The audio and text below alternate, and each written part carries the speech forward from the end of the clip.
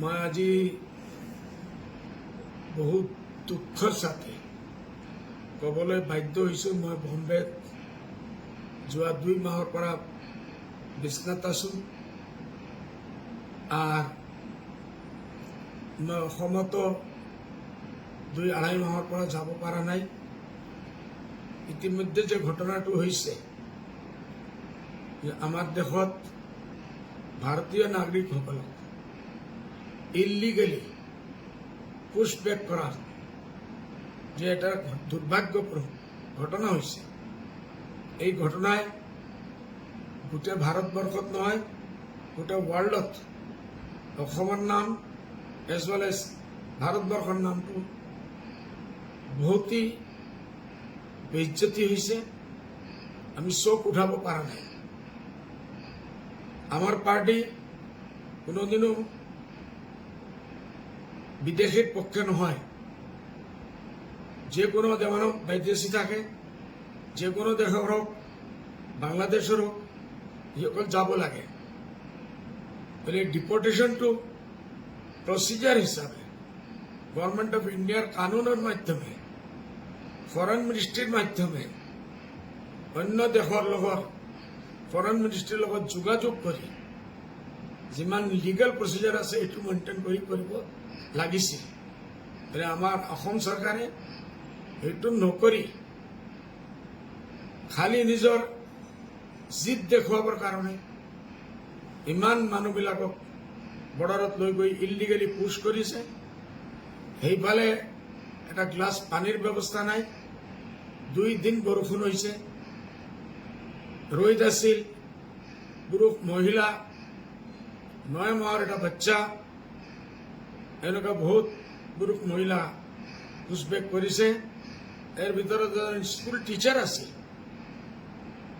এই সব মানুহবিলাক ইলিগেলি গৈ পুশবেক কোথায় পুরা ওয়ার্ল্ডত নাই।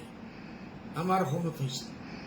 আমার মুখ্যমন্ত্রী ডাঙরিয়ায় নিজের পাওয়ার দেখাবার কারণে এটু করেছে। মই এটু খবর পাই লগে লগে মই আমার MLA সকলক আমার পার্টির ডিপুটি লিডার হাফিজ বশির আহমদ সাহেব এলং উইথ 11-12 জন MLA সবক আমি অর্ডার দিছো বলে আপনাদের গভর্নর সাহেবের লগে কোঅপারেট করক। আর মই গভর্নর সাহেবর ধন্যবাদ দিয়ে আছো যে তেখেতে এইটোর উপরত ইমিডিয়েট एक्शन লৈছে बोले मैं এইটোর উপরত কি করিব লাগে মই করিম मैं करूंगा और उन्होंने करके भी दिखाया। এইটো कारण मैं स्पेशली धन्यवाद জানাই আছো গভর্নর সাহেবক আর আমার অল পার্টি ওয়ার্কার ইসকলে এই দুখীয়া মানুহবিলাকৰ ওচৰত গৈ কোনো পলিটিক্যাল পার্টি কংগ্রেস হোক অখিল গগৈ হোক বা অন্য কোনো পলিটিক্যাল পার্টি কেউ তাত যোৱা নাই। মানুহবিলাকৰ খবৰ লোৱা নাই।